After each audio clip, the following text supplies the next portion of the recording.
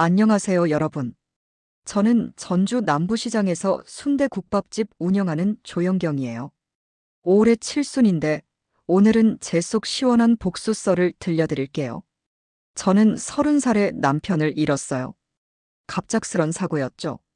그때 아들이 겨우 7살이었어요. 남편 장례 치르고 나니 손에 쥔 게 없더라고요. 전세금도 다 장례비로 나가고 월급쟁이였던 남편이 없으니 당장 다음 달 생활비도 막막했어요. 그때 시장 한 구석에 그 시절 월 20만 원에 나온 조그만 가게가 있었어요. 평수도 안 되는 사람 하나 겨우 들어갈 만한 곳이었죠. 그 앞을 지나갈 때마다 저기서라도 뭔가 해야 살겠다 싶었어요. 처음엔 순대도 제대로 못 삶았어요. 국물도 맛이 없어서 손님들이 한두 번 와보고는 안 오더라고요. 그래도 포기할 수 없었어요.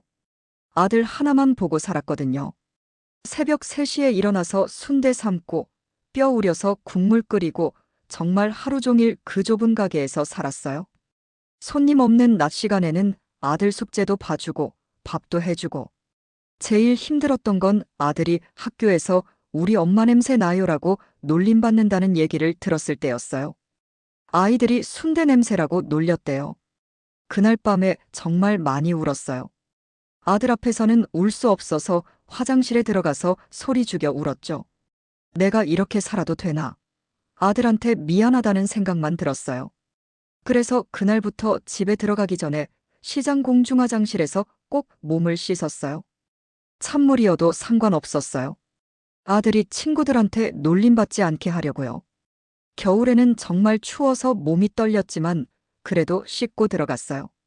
손이 꽁꽁 얼어서 비누도 제대로 잡을 수 없을 때도 있었어요. 그런데도 아들 앞에 갈 때는 웃으면서 갔죠.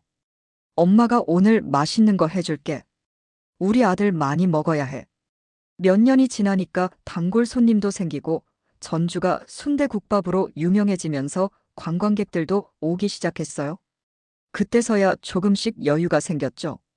아들 중학교 입학할 때는 새 교복도 사주고 고등학교 때는 학원비도 낼 수 있었어요. 대학 갈 때는 등록금도 제가 다 냈어요. 그 순간이 정말 뿌듯했어요. 내가 이 순대 냄새와 함께 여기까지 왔구나. 아들 결혼식 날 하객들이 어머니 고생 많으셨겠어요 라고 할 때마다 눈물이 났어요. 정말 길고 긴 세월이었거든요. 그때까지만 해도 행복했어요. 이제 며느리도 생기고 손주도 생기면 정말 행복할 거라고 생각했죠. 내 고생이 다 보상받는 기분이었어요. 그런 기분도 오래 가진 못했습니다. 며느리의 은근한 무시가 시작되기 시작했습니다. 먼저는 제 생일 때였어요. 며느리가 택배로 보낸 게 비누 세트 하나더라고요. 어머님, 바쁘셔서 못 오시겠죠? 이거라도 써보세요.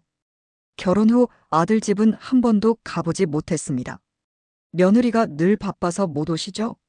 이렇게 문자하는데 딱히 할 말도 없고 점점 관계가 어려워지기만 하더라고요. 명절에도 아들 내외는 얼굴을 보여주지 않았어요.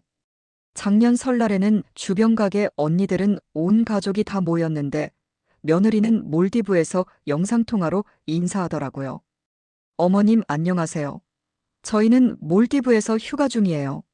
날씨 정말 좋아요. 뒤로 파란 바다가 보이는데 정말 슬프고 혈압이 오르더라고요. 그뿐만이 아닙니다. 손주 생일 파티에도 저는 한 번도 초대하지 않았어요.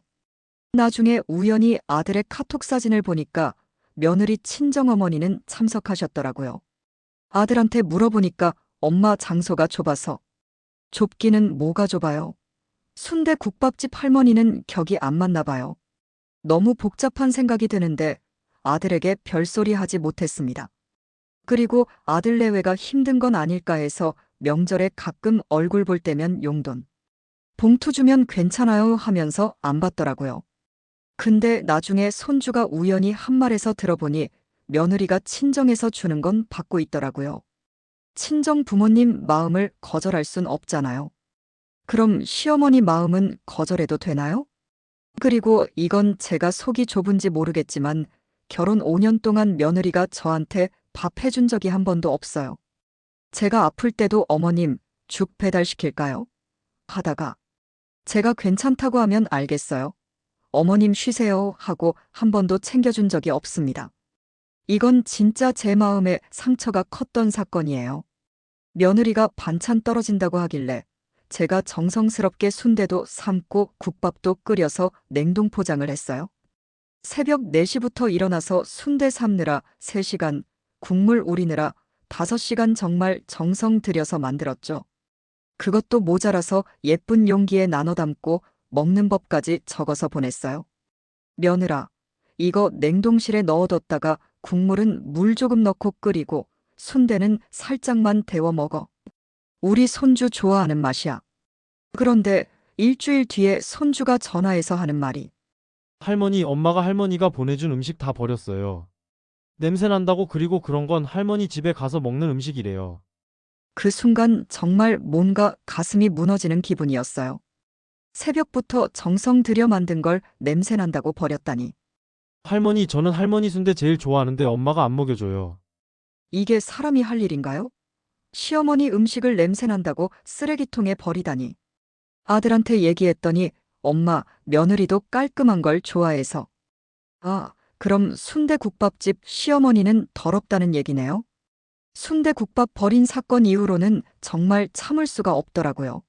내 평생 요리가 냄새 난다고 쓰레기통에 들어간 걸 보고 이제 참을 만큼 참았다 싶어서 본격적인 복수를 시작했어요. 손주 생일에 편지와 현금 봉투를 보냈어요. 우주야, 할머니는 생일 때마다 가족이 함께 있어야 한다고 배웠단다. 이번에도 함께하지 못했지만 이 돈으로 가족들과 따뜻한 식사하길 바란다.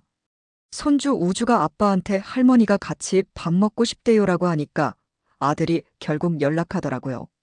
그리고 순대국밥을 냄새난다고 버린 그 순간 저도 결심했어요. 그 집, 제가 순대국밥 팔아서 번 돈으로 산 거예요. 며느리가 언젠가 우리 집이겠죠? 라고 당당하게 말하던 그 집 말이에요. 내 음식이 냄새나서 쓰레기통에 들어간다면 내 돈으로 산 집도 냄새나겠네요. 그래서 그 집을 조카 이름으로 돌려버렸어요. 하루 뒤에 아들한테 전화했죠. 이젠 이 집 너희 집 아니야. 나는 택배 비누 세트 1장, 영상통화 몰디브 1통, 그리고 내가 정성 들여 만든 순대국밥을 냄새난다고 버린 그 마음에 내 평생 모은 집을 줄 만큼 호락호락하지 않거든. 며느리가 울면서 전화하더라고요. 어머님 왜 이러세요? 우리 그렇게까지 안 했잖아요. 그때 제가 딱 한마디 했어요. 나는 며느리 대접받은 적 없는데 왜 너한테 시어머니 대접을 해줘야 하지? 나도 사람이야. 내가 새벽부터 정성 들여 만든 음식을 냄새난다고 버리는 며느리한테 왜 좋은 시어머니 노릇을 해야 해? 순대국밥 냄새 나는 할머니지만 그래도 사람이라고. 그 후로 완전히 달라졌어요. 설날, 추석 꼬박꼬박 인사 오고 김치도 직접 담가서 가져와요. 아들놈이 며느리보다 먼저 저한테 전화하고 손주 생일 파티에도 당당히 초대받아요. 이제야 진짜 가족이 된 기분이에요. 하지만 이미 받은 상처는 치유되지 않습니다. 마음 안에 응어리가 져서 큰 돌덩이가 가슴에 있지만 가족이니 한번 봐준다 생각하고 초대하면 모시기는 척 응하곤 합니다. 지금도 그 순대가 냄새난다는 소리가 상처가 돼서 꼭 씻고 시장에서 주변 언니들이 추천한 향수도 뿌리고 아들네외 집에 갑니다. 여러분, 참는 게 미덕이라고 생각하지 마세요. 때로는 한번 제대로 말해야 해요. 우리도 사람이에요. 나이 먹었다고 무시당할 이유 없어요.